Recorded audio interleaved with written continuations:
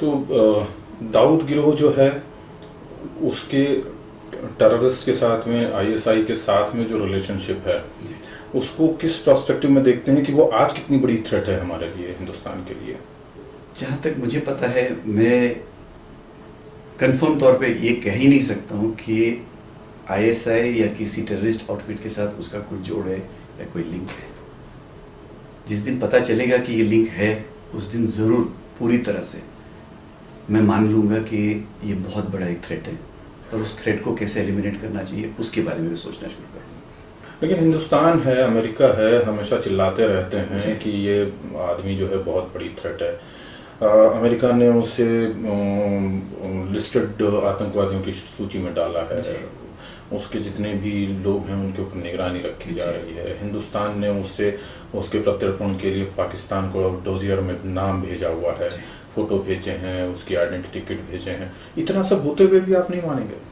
इसीलिए मैं कह रहा हूँ, जब यही जो आप सवाल हमसे पूछ रहे हैं, वो सवाल ही आपके लिए एक जवाब होना चाहिए कि अमेरिका और इंडिया जैसे दो ताकतवर देश अगर चाहते तो क्या नहीं लेके आ सकते उसको? जब वो इससे बड़े बड़े लोगों को लेके आ चुके हैं या उसको मौत के घाट सुला सके हैं, तो इसको लाना तो बहुत ही मामूली चीज़ होनी चाहिए। क्यों नहीं ला रहे, क्यों नहीं ले पा रहे? थैंक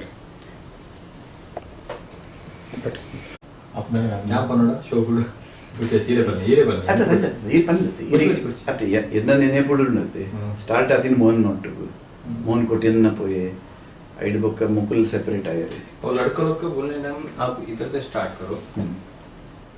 मोहन कोटियन, उसका बाद जो उसको जिंदगी दिया सुनील सोन्स, उसको भी उसने मरवाया, जो पासपोर्ट बना के दिया बहुत तकलीफ का टाइम में सुनील सोन को। आपको मालूम है सुनील सोन तमाशा होटल का कार में तमाशा होटल के सामने गोली मारा सुनील सोन।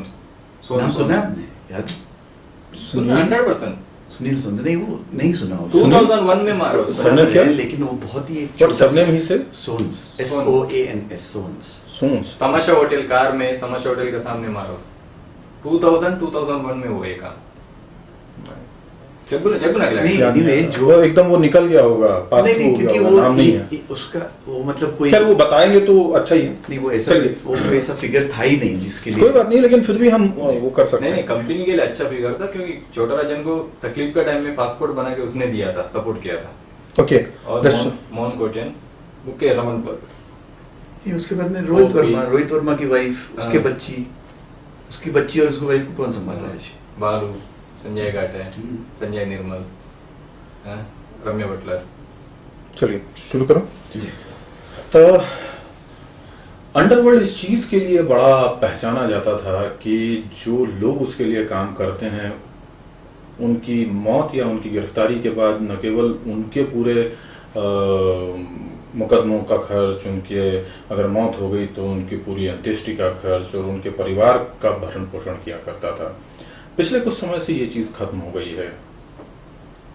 जहाँ तक मेरी याददाश्त कहती है, जब से मैं नाना के साथ जुड़ा हूँ, 92 की बात कर रहा हूँ, 92 से लेकर के आज तक, मेरे ख्याल से मैं ऐसे किसी एक शख्स की भी मिसाल नहीं दे सकता हूँ जिसने नाना के लिए काम किया हो बतौर शूटर के, जिसके घर को या जिसको इंडिविजुअली नाना ने किसी भी हद तक, किसी पॉइंट तक भी जो है साथ दिया हो या उसके परिवार को संभाला हो।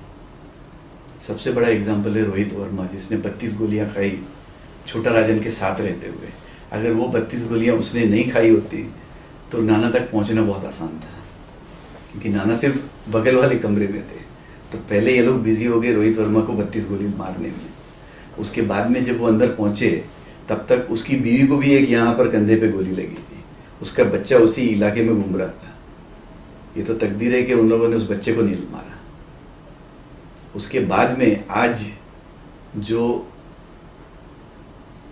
दशा है उसकी बीवी की, रोहित वर्मा की, और उसकी बच्ची की, वो आप चाहे तो खुद ही उसके बारे में पता कर लें।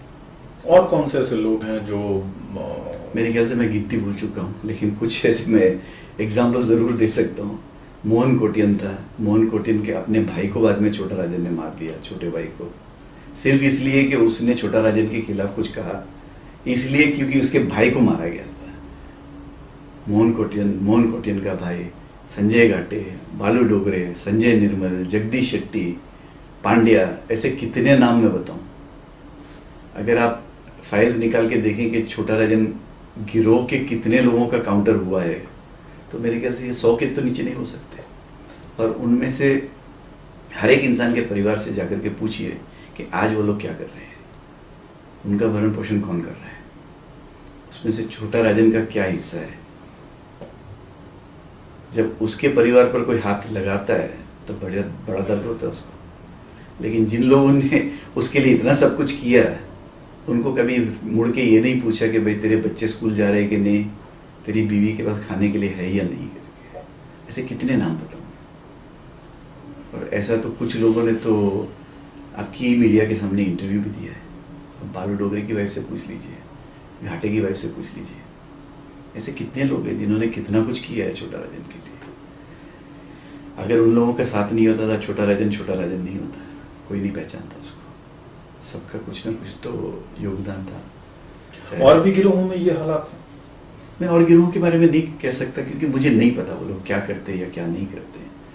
लेकिन हमारे इस गिरोह के बारे में बात कर सकता हूँ जिसके साथ मैं जुड़ा हुआ था, और मैं तो ऊपर वाले से सिर्फ दुआ करता हूँ कि मेरे गिरोह में ऐसा कभी ना हो। हमारे साथ काम करने वाले लोग जो है सब सुरक्षित रहे, चाहे उनके साथ कुछ भी हो जाए, उनके पीछे कम से कम उनके परिवार सुखी रहे। आपने क्या पॉलिसी बनाई है अपने गिरोह के लोगों के लिए? क्या उन्हें वेतन देते हैं, क्या उन्हें इंसेंटिव्स देते हैं, क्या उनके परिवार वालों को गिरफ्तारी या मौत के बाद मुआवजा देते हैं?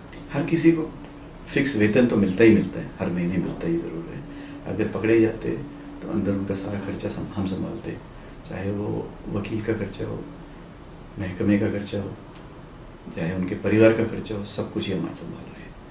और परिवार की दुआ से अभी ये जो गिरोह बनी है इसमें से किसी का कोई किसी की मौत हुई नहीं है। लेकिन गिरफ्तारी की शुरुआत हो गई है। हाँ, गिरफ्तारी हुई है, लेकिन गिरफ्तारी हुई है तो ठीक है, हम संभाल ही रहे हैं उनको बहुत अच्छी तरह से। शायद ही कोई किसी दूसरे गिरोह ने इस तरह से संभाला अपने लोगों को।